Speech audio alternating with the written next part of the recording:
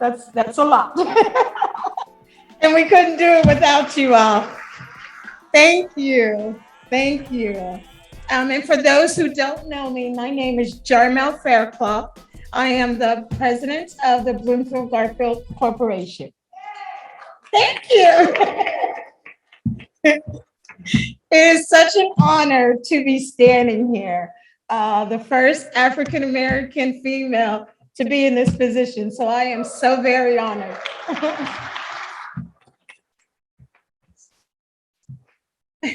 So over the past 18 years, I'm sorry, the 18 months, we have been in a state of flex.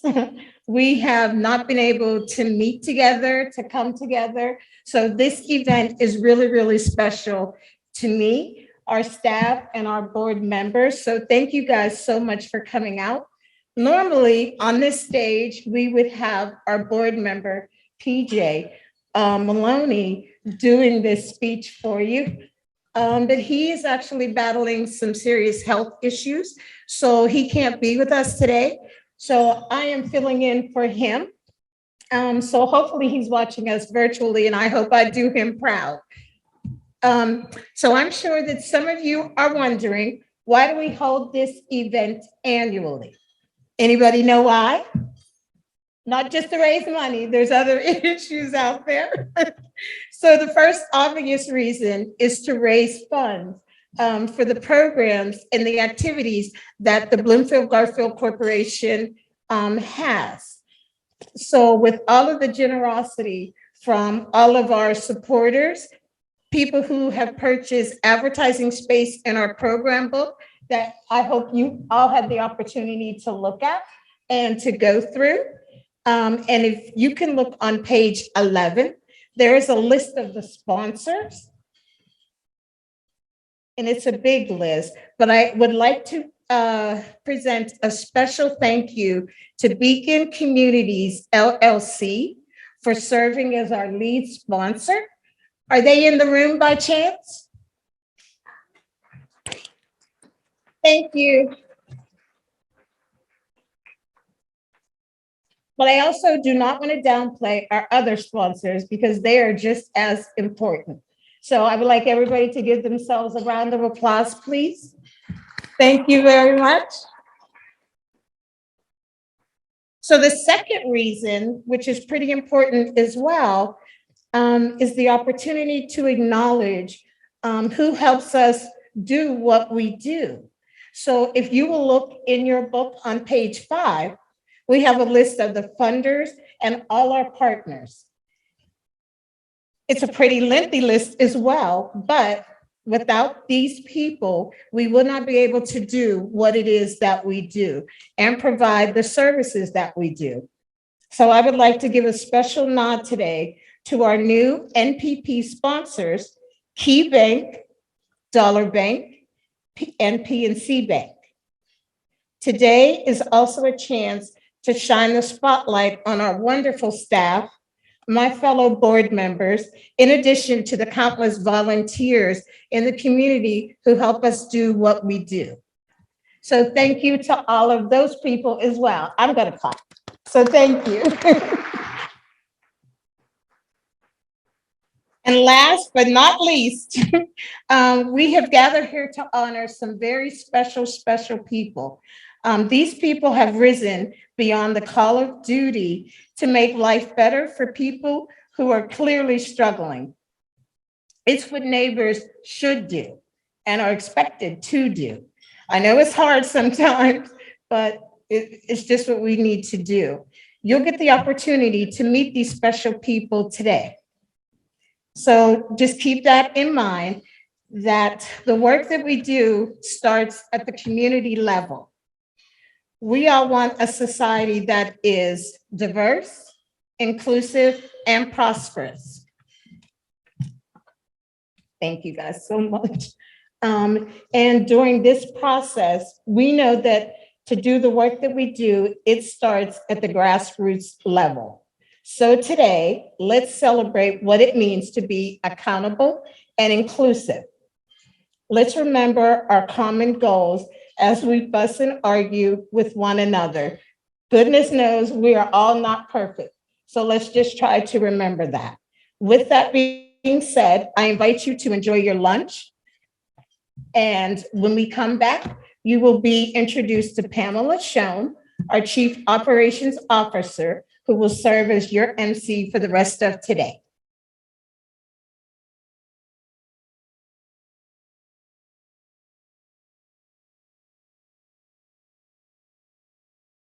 My name is Pamela Schoen. I'm the Chief Operations Officer for the Bloomfield-Garfield Corporation and your MC for the day. Thank you, Tammy. When Rick asked me to MC, my first thought was, what is wrong with this man? And my second thought was, okay, Rick, I got you. I would be remiss if I didn't mention PJ Maloney just personally for myself. I hope he is watching at home and that he's proud of me today. So let's see what happens. I'm also glad this is being recorded because this may be the last time that Rick allows me to speak in front of people. So here we go. What we'd like to show you now is a video called Voices of Garfield. Our video presentation is brought to you by Chris Ivy, Pittsburgh's very own videographer extraordinaire. Thank you to Daryl Kinsel, Michelle Gay, Adam Jackson, Renee Foreman, Lynette King, and Eric Sapansky for taking time out of their busy day to share your experiences with the Bloomfield-Garfield Corporation and being extremely kind in your words. So here you go. Hey everybody, this is D.S. Kinsel, co-founder of Boom Concepts. Just wanted to say a few good things about the Bloomfield-Garfield Corporation and everything they've done for our team and our mission at Boom Concepts. Since our inception, Bloomfield-Garfield Corporation has been our fiscal sponsor, a mentor, and a great partner to help accomplish what we want to accomplish with artists and for community at Boom Concepts. Rick has been a great leader for us, showing us how to build a community process alongside the team at the BGC. So we just want to offer a thank you, a big up, a salute, a shout out. I think for me was when Bloomfield-Garfield negotiated and worked really hard to get Awardees in a community. They had numerous meetings where myself and others were able to come and be a part of that planning. And as a result, we have an Awardees in our store. And I think every community needs a grocery store. So I'm just real thankful for that. 2018, my family and I were going through displacement because my landlord decided to sell the place due to this regentrification.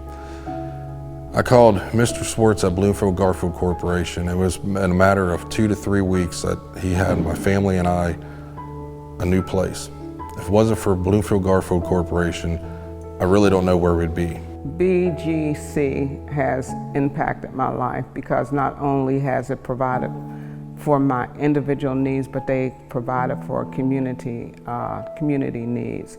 Some of the programs that I was personally serviced with is that even from the early age when my children, who are now graduates, have benefited from this particular program. And one of them was the College Exploration Program, where my son participated from 9th grade to 12th grade. And they provided him with all kind of resources for him to be able to go on to further education. And I also thought that the program, since it worked with them on a daily basis, that it was one of those programs that deterred them from going out into the streets and being part of the gang activity that was definitely developing in our area. So I'm really thankful for that particular program. The Bloomfield-Garfield Corporation helped me out a lot when I lost my grandpa in 17. They had bought me and my kids Thanksgiving and Christmas dinner. And then 2018, I lost my mom right before the holiday again. And they had got us Thanksgiving, Christmas dinner, or like anything me and my family needed, they had helped. They just, whatever I might have needed for my home, they had helped, Mr. Swartz had helped and made sure that I had got it. And it was like Mr. Swartz came, like they sent me this angel on earth because like he's really been there for me since they've been gone.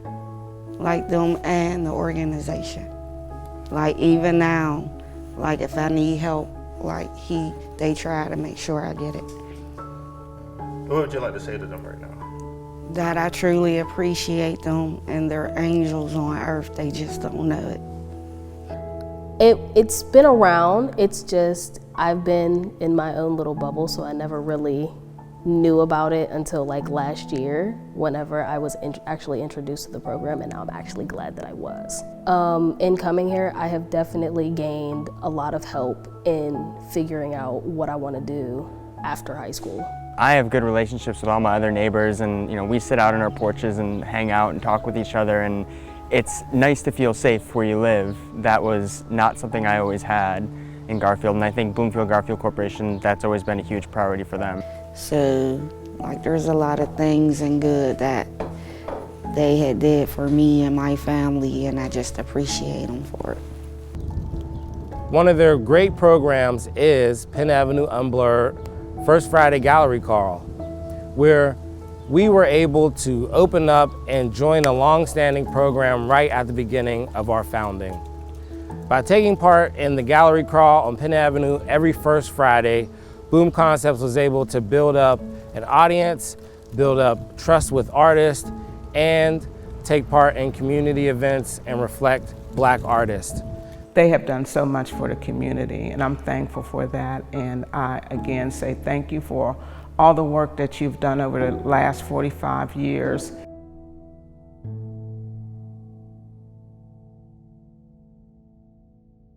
Miss Ivy, are you in the room? Are you here? Are you in the house? Back there at the table, thank you so much.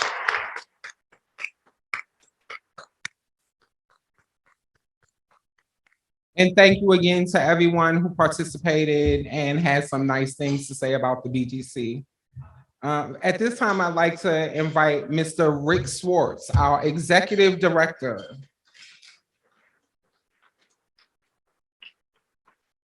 He can introduce our keynote speaker today, Diamonte Walker. Thank you, Pam. We always like to think of ourselves as change agents.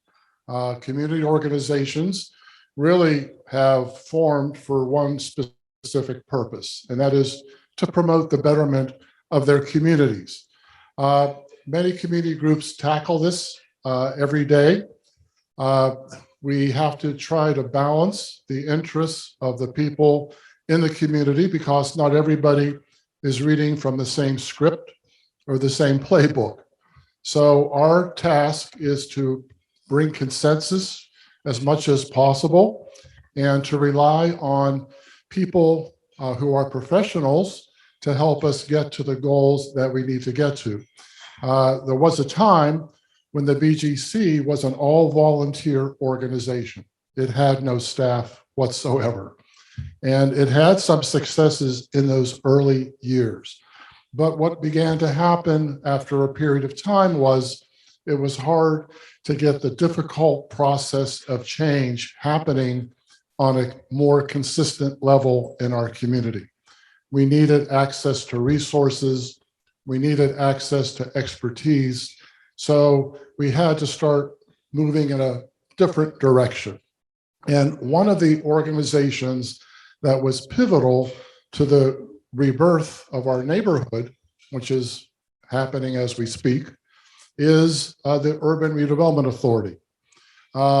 Many of you probably don't have interaction with the authority on as frequent a basis as we do. And a lot of what they do can be shrouded in misconception or myth. I was attending a campaign event for the Republican candidate for mayor, and he was talking about the URA, at least what he knew of the URA, and almost none of it, at least from where I was sitting, was factual. But he had been told all these things by others. You know, he wasn't making up stories. And I think when you look at government and you ask government to play an important role in anything, you really have to hope that you're connecting with people who understand the challenge that you're facing, but do not feel as though they need to be in the director's seat. You know, they need to let the community decide for itself, and then to come back to agencies like the URA and say, here's the program that we want to put in motion. Today, I think we're fortunate here in the city to have someone who is now the deputy director of the URA, who is, I think, charting some new direction for the agency, at least as far as we can tell. This is a person who is accessible, who is open, who is very philosophical about what the agency should be doing, and is not content just to see things happen the way that they've always happened. And that's really the mark of a change agent, is to not be satisfied with the status quo and to not be afraid to demand more from everybody, including herself. So without any further ado, I'm going to invite Diamonte Walker, the Deputy Director of the URA, to give us her remarks.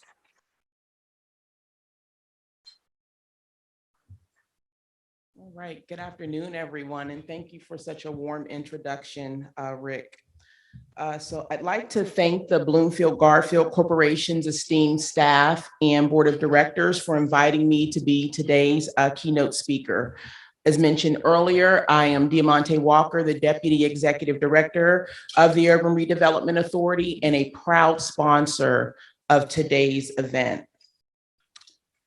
The Urban Redevelopment Authority is the City of Pittsburgh's economic development agency, which has been in operation for more than 75 years. It's designed to support the City of Pittsburgh's inclusive economic development goals to create a city that is inclusive for all residents, stakeholders, and communities.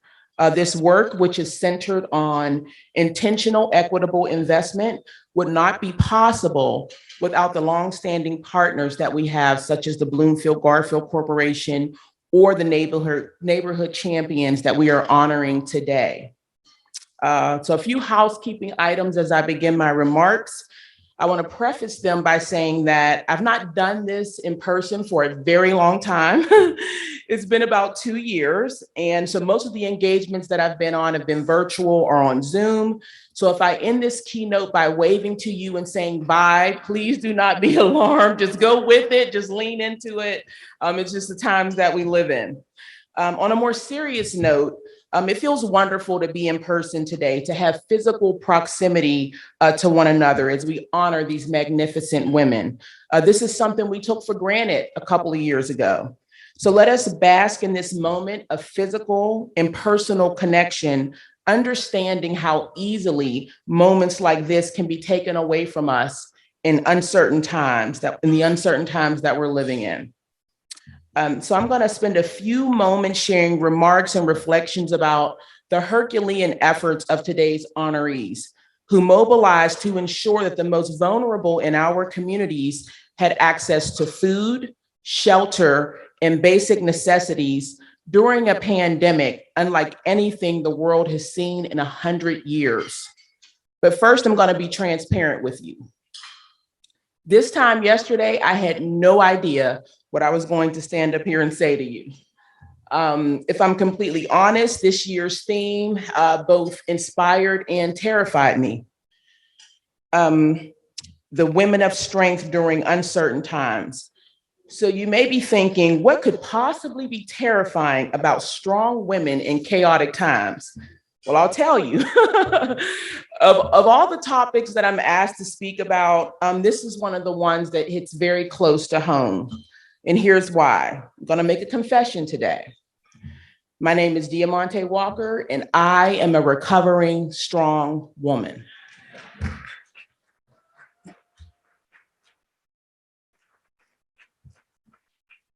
So as I began to fully immerse myself in the Herculean accomplishments of these women, I felt inspiration tinged with a familiar sense of sadness, unease, loneliness, and vulnerability. It sort of washed over me. I read how Tammy Thompson, the executive director of Catapult Greater Pittsburgh, fed more than 1,200 families and provided emergency rental assistance for the income and housing insecure. How Nina DeiCas, the owner of Everyday a Sunday Cafe, fed nearly 80 families a day, regardless of their ability to pay. Dr. Staci Ford, the founder of Kyle's Hope, honored her son Kyle by delivering free food to hundreds of families a week. And Linda Fulmer, an affordable housing expert, delivered thousands of pounds of food to East End residents. Now keep in mind, this was done during the height of the pandemic as death and economic destruction rippled through cities across the world. These are women who, without equivocation, ignored the fundamental instinct of self-preservation to put themselves on the line for others, many of them strangers.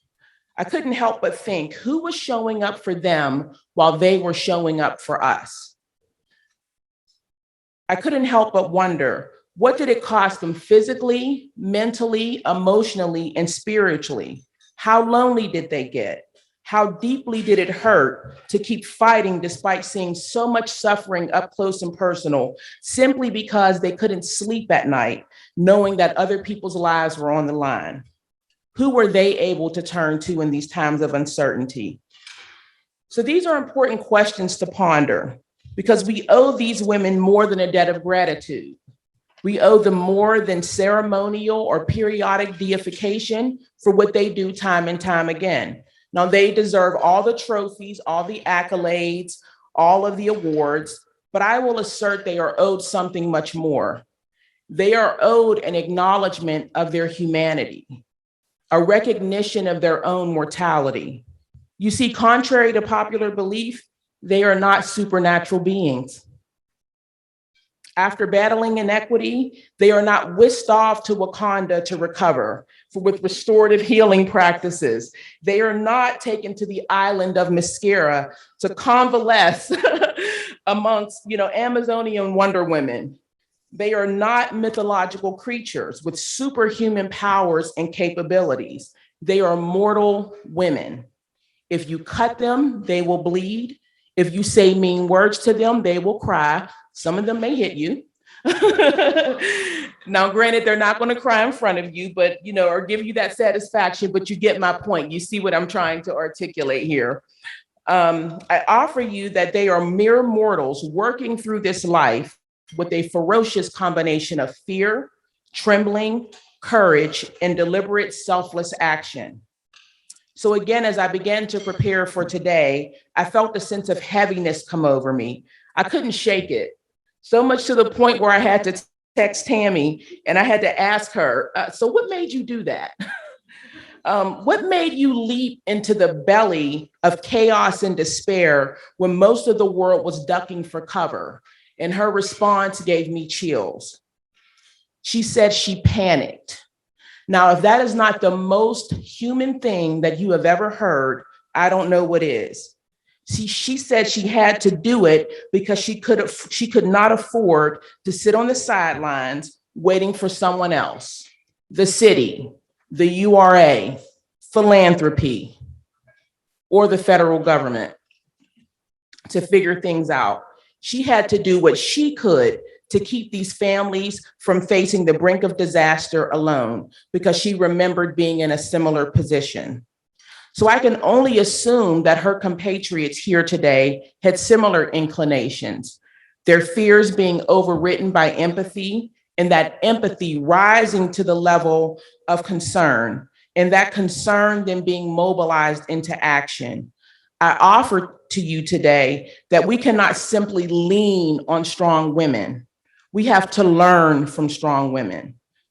So Tammy, Natalie, Dr. Ford, and Laura, and Linda, for these reasons and so many more, we are here to honor you today. As strong women, clap, please. Round of applause.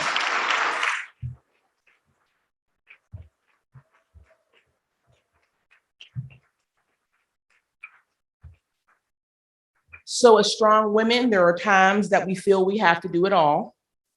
We have to do it alone, that any sign of vulnerability could be perceived as weakness or a chink in the armor, allowing unwelcomed infiltration.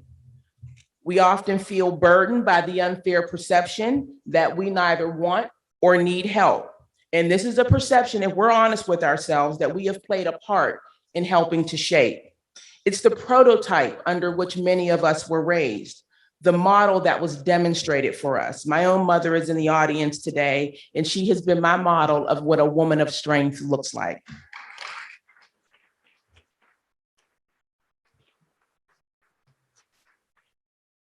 These are women who have relied on their faith and did not complain or whimper in the face of staunch adversity.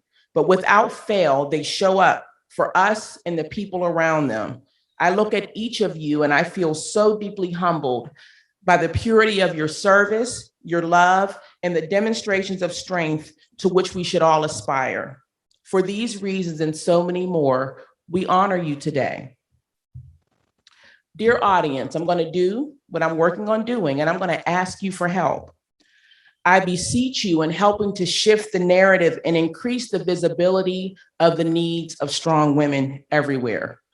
The next time you see a strong woman, don't ask her for anything. No, I'm kidding. You can ask. She should tell you no, but you can ask. But honestly, the next time you encounter a strong woman, do not ask her how she does it. Do not ask her where does she find the time, the courage, and the bravery or the know-how to act. Because pro tip, she probably does not know. She will not have an answer for you. Instead, ask her how she's doing. Ask her if she is okay. Ask her if she needs anything. Ask her about her support system or if there's anything you can do to lessen her burden. Remind her that it is okay to sit things out from time to time to repair, restore, and to preserve her inner well-being. Now, again, full disclaimer, she's probably not going to take you up on any of this, but that is not the point. The point is this: strong women deserve reciprocity. I'm going to say that again. Strong women deserve reciprocity. Even when they have not reached the point of knowing how or when to ask for it. If a strong woman does call on you, answer that call with vigor. Take up your arms and go. Be the person who is there for her as others lean on her so that she can lean on you. Now, as I come to a close, I want to go back to something that I said earlier, that I initially felt both inspired and terrified by the task of giving a keynote address on the topic of strong women. I'm incredibly grateful for this opportunity to stand before you because it helped me to realize something about strength and why I was so unnerved. I had to keep picking, like, why is this bothering me so much? And I realized that it stems from the understanding that strength is very much like a fossil fuel. It is not a renewable energy source, and it comes at a perilous cost. The more you use it, the more it diminishes until there is nothing left. It is indeed a finite resource. We will all reach that point where, despite our greatest desire to carry on, this mortal coil, this bag of flesh that I like to call it, will fail us. It will certainly fail us. And so with knowing that this is a temporal shell, I began to ponder and I thought of dear Aggie Brose, the giant of Bloomfield, the giant of Garfield. Round of applause for Aggie. And so for those who may not be familiar, I don't think there's anybody in this room who doesn't know Aggie Brose, but I believe that her bio and her legacy is codified in today's brochure. Please take a moment to read it. She was a staunch advocate for effective community and economic development in the city of Pittsburgh. And the nature of her legacy is eternal, which tells me that it was not fueled solely by her strength or her fortitude. She is no longer physically here with us to use the might of her voice, her intellect, or her organizing genius to work on our behalf. Although something tells me that if you know Aggie, I'm pretty confident that she was, up until her final hour, advocating for the city of Pittsburgh, advocating for these communities. And that's how I know that her spirit is alive and well, because I can see it in the light of the legacy of the lives and the embodiment that these women who carry on her legacy in that light. It is then that I realized that it is light that is the renewable source. It is light that is the renewable energy, and that it knows no beginning, it knows no end, and will defy the bounds of time and space in a way that strength alone cannot. So to Tammy, Natalie, Dr. Ford, and Linda, today we honor not only your strength, but also your light. As four brilliant luminaries leading in the true spirit of Aggie Brose, please continue to be unyielding in the face of inequity, brazen in your focus on the well-being and upliftment of people. May all the empathy, understanding, and service you pour into others be poured into you so that your cups continuously runneth over. When strength takes you as far as you are able to go, remember it is the sustaining power of your light that will illuminate the path of servant leadership for future generations to come. You have been a fantastic audience, and I thank you for your time. Be well, be safe, and God bless.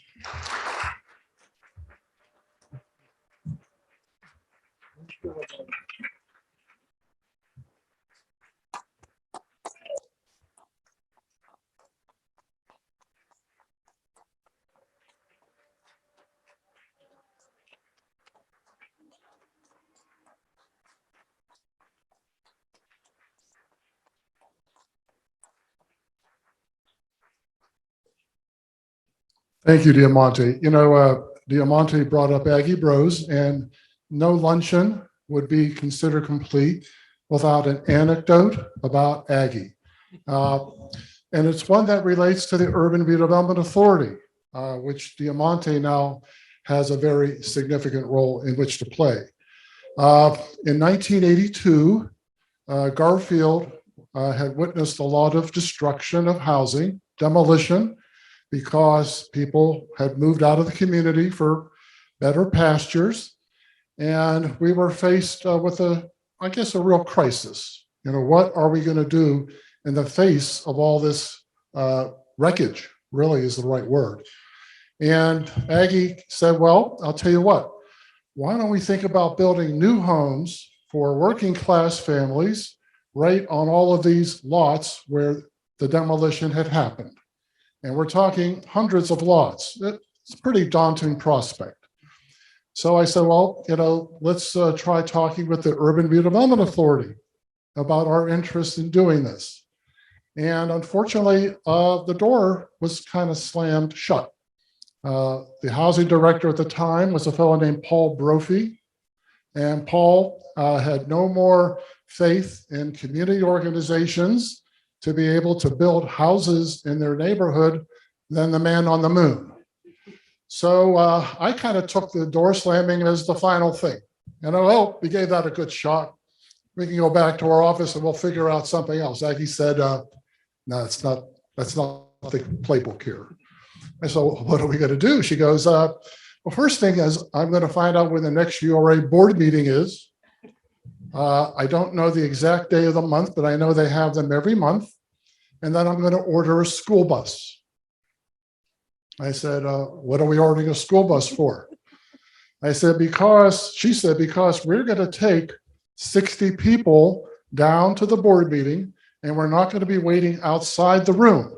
We're going to go into the room with 60 people, and we're going to find out when they're going to allow us to build new homes in Garfield. So, hey, listen, I'll do all that I can to facilitate this, but I'll let you take the lead. She said, you're coming with me. So I said, okay. They didn't prepare me for this in graduate school. A Gispia graduate like Roosevelt Norfleet sitting over there. I didn't graduate, by the way, I dropped out. He made it through. So sure enough, the next URA board meeting, We marshal all these folks onto the school bus. Everybody was happy to go. There was so much anger and frustration in the community over the lack of resources and the lack of attention the community was receiving. And we all pile into the URA boardroom unannounced, unexpected. And Diamonte will tell you, it's not a really large room. This is back at 200 Roth Street. Barely room for maybe 50 people, but we crowded the joint. And the person who was the chairman of the URA board of directors at the time was a gentleman named John Robin. And Carl Redwood over here from the Hill District might know that name.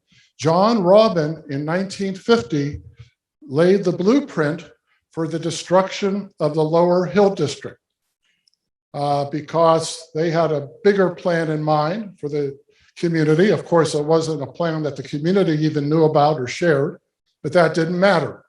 And John Robin was sitting in the chairman's seat the day that we arrived. This is 1982, over 30 years later from the time that he put that blueprint into motion. That tells you how long people stick around when they have their hands on the levers of power and control and influence. They all had microphones sitting at the table, and he didn't really shut off his microphone. He turned to Paul Brophy and said, "Do you know why all these people are here?" So we were all eavesdropping on the conversation they were having with each other. And Paul Brophy said, "I think I know why." And John said, "Why?" He said, "Because I told them we would not support the construction of new houses in Garfield that they want to do." And John Robin just looked at Paul and said, "Seriously, that's it?" And Paul said, "Yes." So he let Aggie have her turn at the podium, and Aggie laid out what it is we wanted to do in Garfield to try to restore the neighborhood. And at the end of Aggie's speech, John Robin said to Paul Brophy, "You're going to let them build a few new houses in Garfield, and if they fail, you can hang them high, but you're going to let them move ahead with that project. I don't want them back in this boardroom again." That's a long story to tell you, to kind of tell you the culture of the Redevelopment Authority in 1982 and what it is today under much different leadership.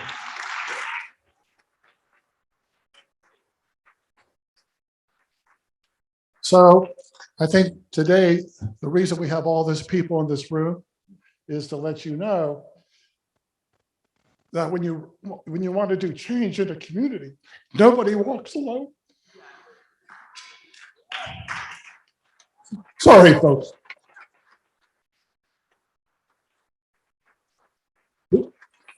We all have your back. You're gonna make me vulnerable. You're gonna make me cry because I was not expecting this.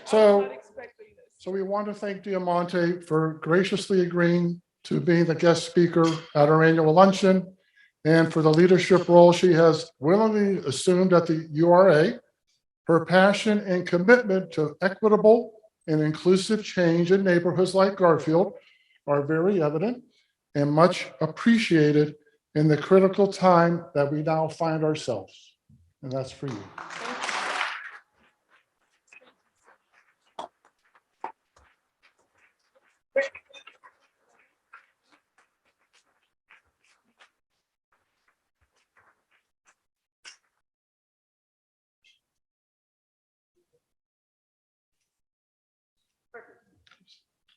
Thank you so much. Well, thank you. I was not expecting this, so thank you so much.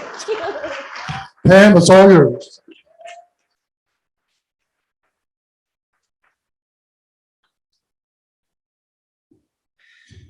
Well, after Dr. Walker sold all the nice things I was going to say to introduce the awardees, and Rick almost making everyone in the room cry, I think Jarmel should just hand out the awards and I can go home, because it's a wrap. How do you follow all of that?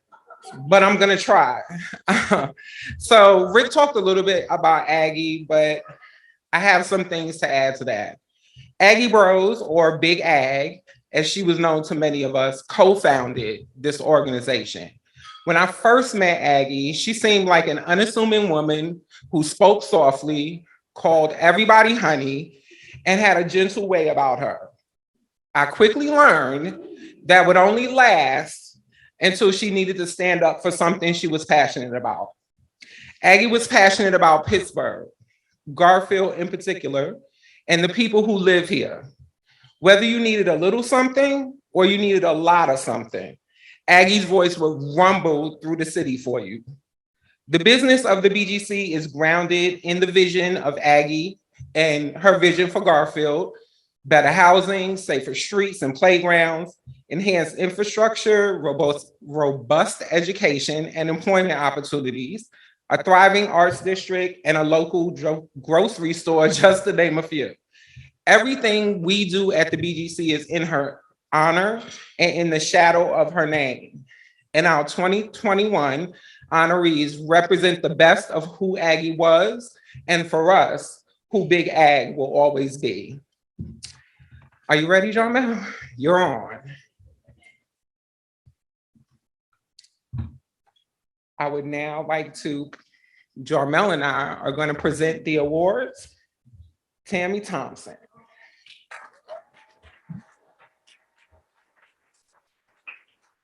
I told you you were on my, I told you when we spoke earlier, you were on my list.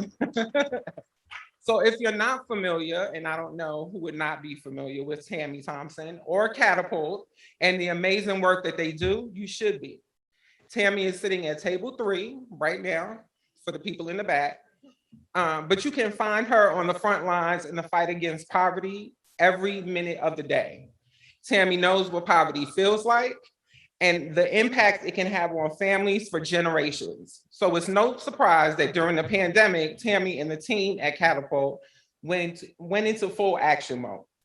The gallery on Penn was transformed into an emergency relief center, providing household items, infant formula, diapers, feminine hygiene, ready-to-eat meals, and so much more stuff. Fresh produce, eggs, dairy products, everything you can think of, they had it in-house. And they started a delivery service. So if it had to get there to someone who couldn't make it down there, it was driven. All of this while moving the gallery on Penn, all of those artists who were selling work in there, to an online platform so that no one lost out on any income. Catapult was also on the front lines in ensuring that kids had laptops for virtual schools, and assisted in additional Diamonte, Dr. Walker already said, 1,200 families on top of the approximate 70 families they served pre-pandemic. And all this accomplished with fundraising shortfalls of their own. I've either worked with or known the other honorees for a while now. I had no idea who Tammy Thompson was, my bad.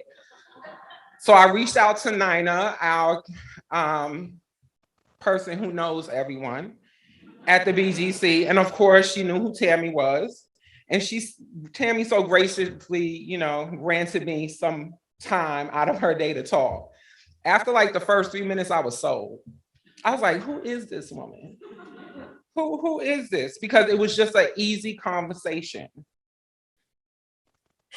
Her story is motivating and inspirational. Her presence and voice are intentional and honest and so needed. I'm honored and sincerely inspired to present the Aggie Brose Award to someone who stands just as tall and shoulder to shoulder with Big Ag. I'm gonna move out to there.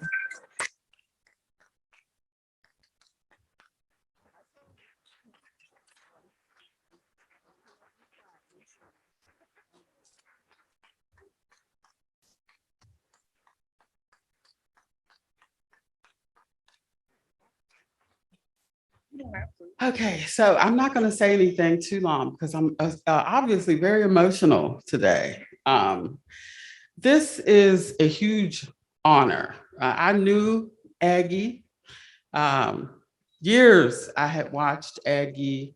Aggie actually served on the board of directors of a place that I worked some years ago, and I was always so impressed by her strength and the way that she went about her work. You knew that she cared. There was no way that you could know Aggie and not believe that she truly cared about everybody in her community. She was fierce. And I want to embody that fierceness in the work that I do. And this is why this just means so much to me, because this is what I do. This work is who I am. Professionally and personally, this is my mission. If you have walked in the shoes of the folks that you serve, you will feel that fire every single day. And no matter how many awards, how much money, how many accolades, I will never be far beyond that person who was in the dark, hungry, homeless, and hopeless. I will never be too far removed from that to not be fueled by those experiences every single day. So thank you for this. It means so much to me. And there are people in this room, this is really important. And Diamonte, thank you so much for your words, because I feel like you have been looking into my soul it's been a tough couple of years. It's been tough. And you can't do this work and not be triggered by your own trauma. You can't do this work and see people hungry and see people facing homelessness and see people in despair and not be triggered by your own experiences. And that is what drives me, and that is what fuels me. But there are people in this room who encourage me. And on the days that I want to quit, on the days that I want to go somewhere and maybe sell slippers on the side of the road, there are people in this room who encourage me and lift me up and keep me strong. And a lot of them are at this table right here, table number 3. Thank you. My team, my staff, none of this happens without them. They make me look good, but it is them. It is their passion and their commitment and their loyalty to this work that fuels me. And I thank you all so much for what you do every single day. Thank you all.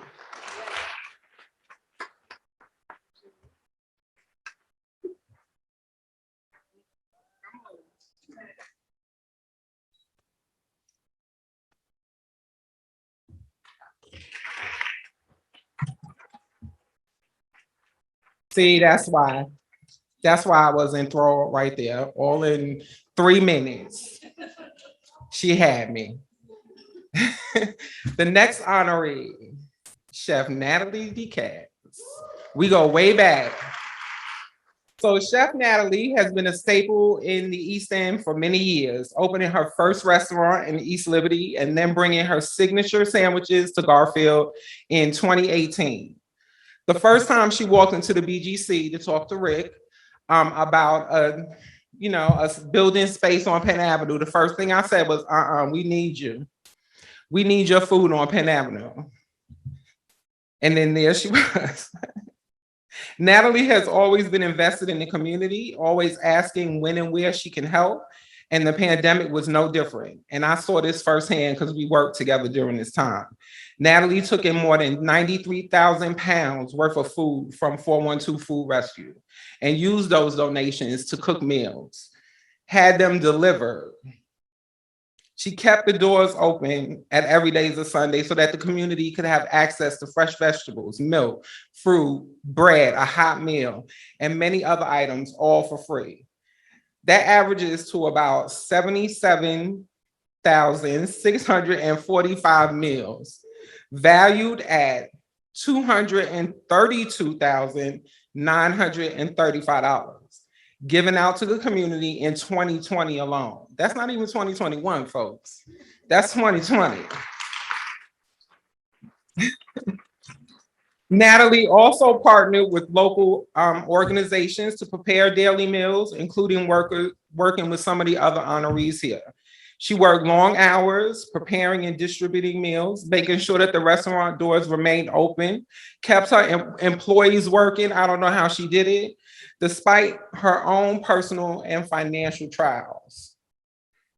One of our very own, he's not here today, Mayor-elect Ed Gainey is one of her biggest fans. So if you want to get on his good side, I advise you to get over to table 6, introduce yourself to Natalie, or get down to Every Day is a Sunday at 4919 Penn Avenue in Garfield.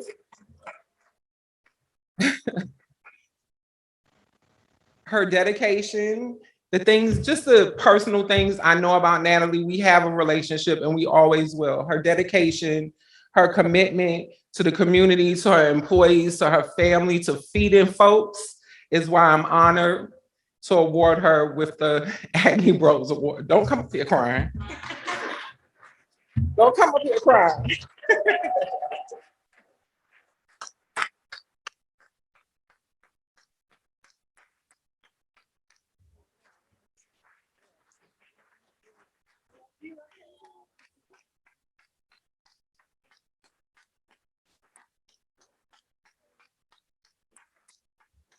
Oh. So of course I'm gonna cry. I'm a crier. I weep the whole entire time.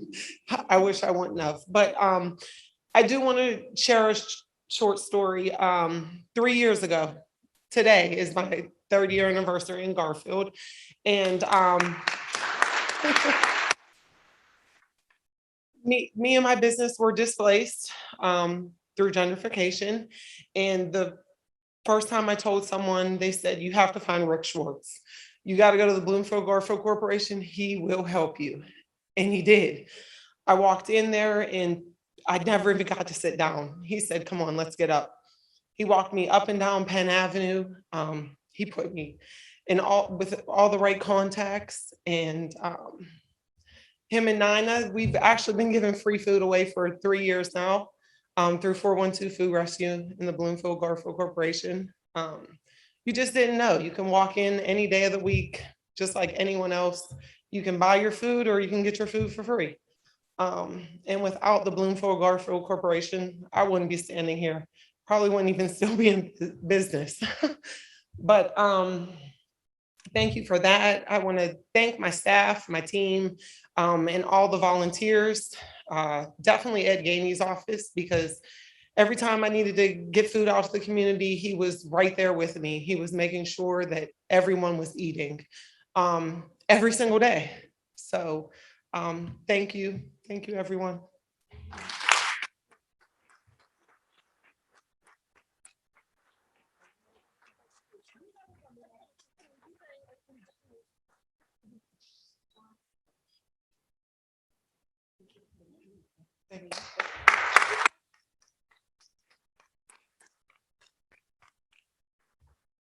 Where's my friend? Dr. Staci Flynn in the house. Staci Ford, you can kill me later. I know you'll see me afterwards. Dr. Staci Ford is a powerhouse, plain and simple. If there's something going on in the community, somehow, some way, Dr. Staci is close by and ready to help. Founder of Kyle's Hope, an organization that supports and advocates for families who face physical and mental health needs, Dr. Ford is one of the first to show up in support of others.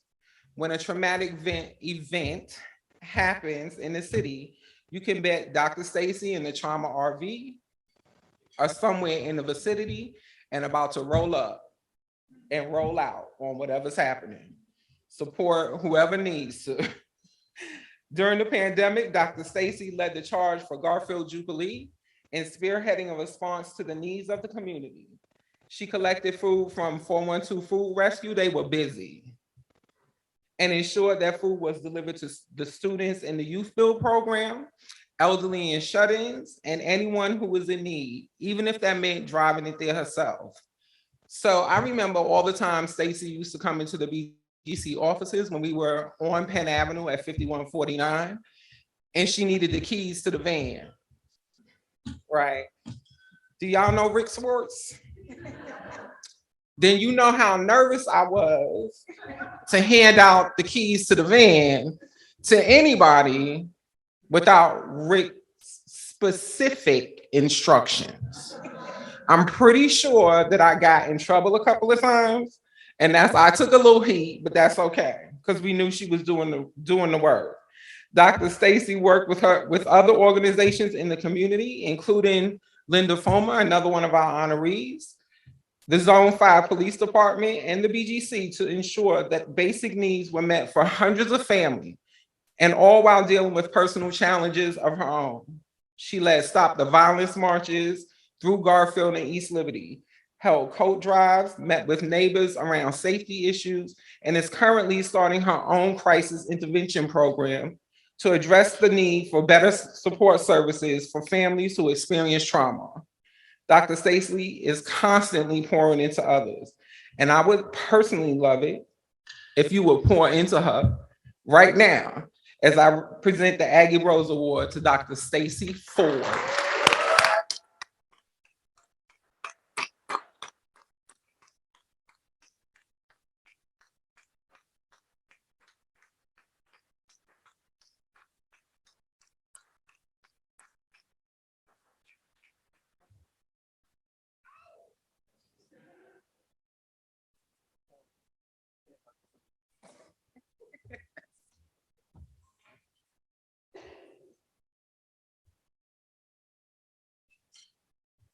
Well, thank you all for that. I just want to say that this is not about us, any of these women that are being honored.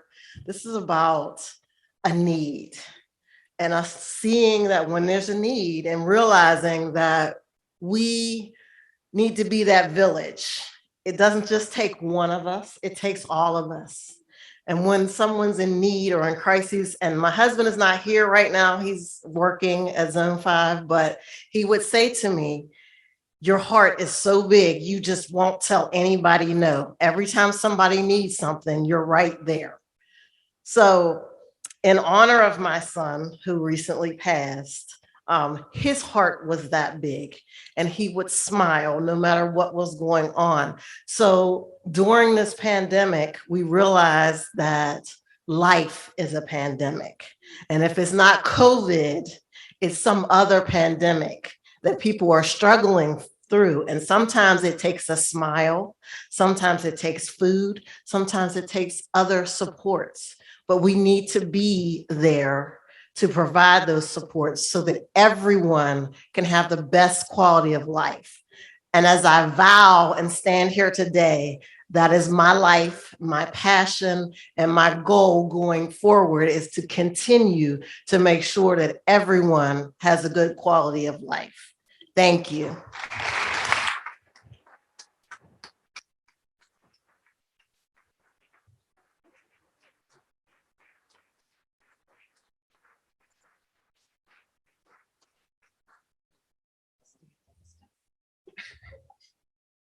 You should have. Our next honoree is Linda Fulmer. You ready, Linda? Okay. My most recent encounter with the next awardee, Linda Fulmer, was a few days before Halloween. She came to bring us cupcakes, dressed as Glinda the Good Witch from The Wizard of Oz. And I couldn't even be mad at her for that. It's just who she is.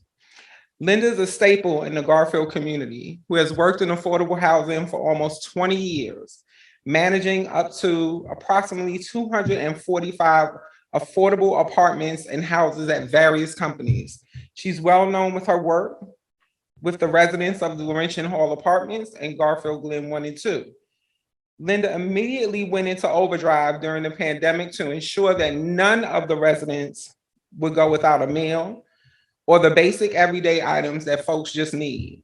She received support from Giant Eagle, and you know that's hard, and partnered with Natalie over at Every Day is a Sunday and 412 Food Rescue. They were busy to provide daily meals, dairy products, and more to the residents of both complexes. Linda's mission, and I quote, because I read that, is to be available to assist and make a difference for our communities in need of food, rental assistance programs, and holiday gifts for their children. I believe I am paying it forward because someone helped me and my family. In the words of Jarmel, because I listen to that too, Linda is an open door with an open heart. I am proud to present the Aggie Brose Award to Linda Fulmer, someone who never forgets who's important at the end of the day, people.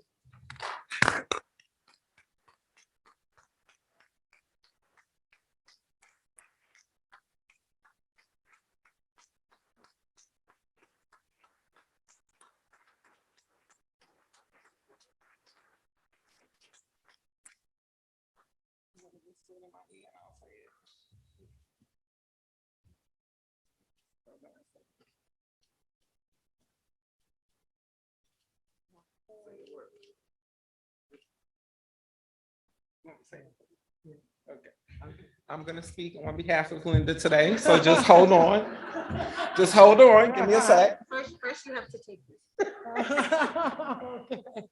Oh my God. She's speechless. Okay. You can whisper and I'll tell it. Okay, so we talked about the break.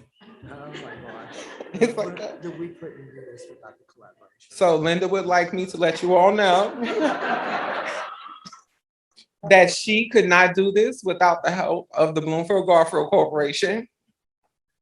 And everyone in our community. We all were a community serving a community. And that's what we built during this pandemic. And it got stronger and stronger each and every day. When Staci would come to me and say, oh, we got 200 cases of food. I'm like, oh, okay. And then we would call in the troops and we would be out there at every door.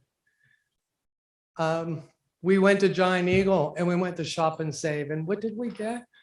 150 hams. So we called Natalie. We said, hey, Natalie, you feel like cooking? And she sliced everything down and we got everything ready. And she brought everything over to serve to our residents and put it in containers so that they would have a meal every Sunday. It was a challenge and a challenge that we were thankful to be part of. And I just want to thank you for this award today. And I want to thank you all for all you do. And without the team that we have and the mission that we have to serve our communities, we wouldn't be able to do this. And I thank you to the team that Sharon, she walked right up. No, you can't lift any more boxes. She says, you can hardly get up. But we did it and we struggled through it. And that's just who we are. It's who we are together. And we're just going to continue to be that community that serves that community and helps one another. And I thank you for this honor today. And I thank you, Bloomfield-Garfield Corporation and Rick Schwartz and everyone at the Bloomfield-Garfield Corporation, because without you collaborating this all together, we wouldn't be on those calls every night, brainstorming everything that we need to do to build our community. Thank you.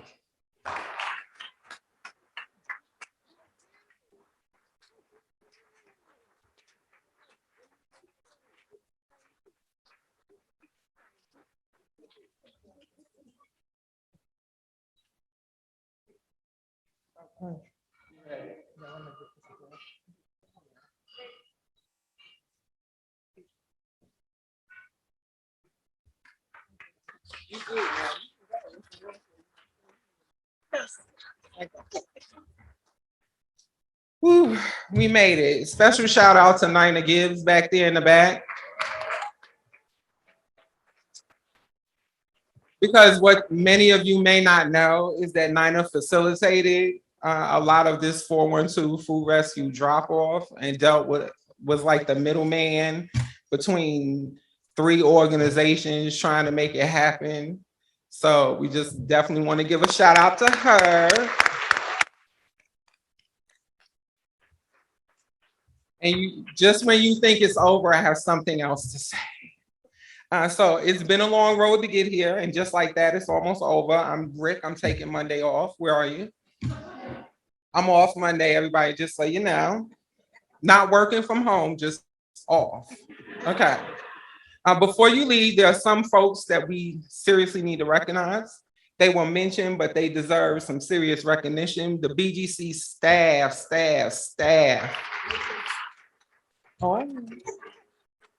Who work diligently to keep the mission of the founders going. Each of them play a vital role in doing the work that the community has tasked them to do, Julia. A lot of them work long days that stretch into long nights that turn into the next day, Nina, and we couldn't do any of it without them. On a personal note, I just want to thank them because my transition kind of came at a strange time. So they carried me through it. They taught me, they had patience with me, thank goodness, and supported me as they continue to do. And I hope that I do the same for you. I'm honored to work with each one of them. Kwame Kinsel, I'm honored to work with you. And just want to say thank you.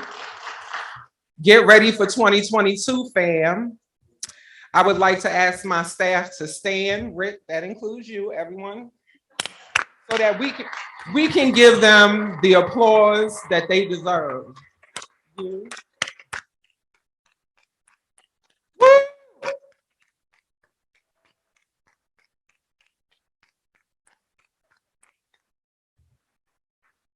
Yes, I put you on Front Street, it's okay.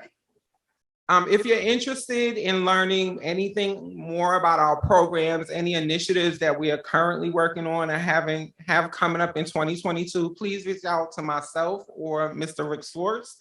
And we'd love to talk to you about anything that we're doing and how you can continue to support the BGC. This is the last thing I'm gonna say, and I'm gonna let you go home.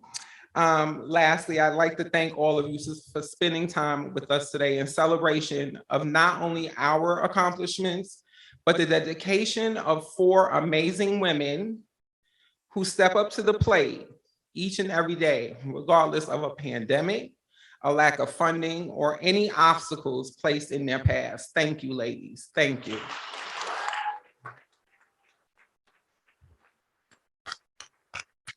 You set examples. You set examples for all of us. Dr. Walker, you crushed me today. Thank you. Thank you. That's it. That's all. We'll see you next year. Peace.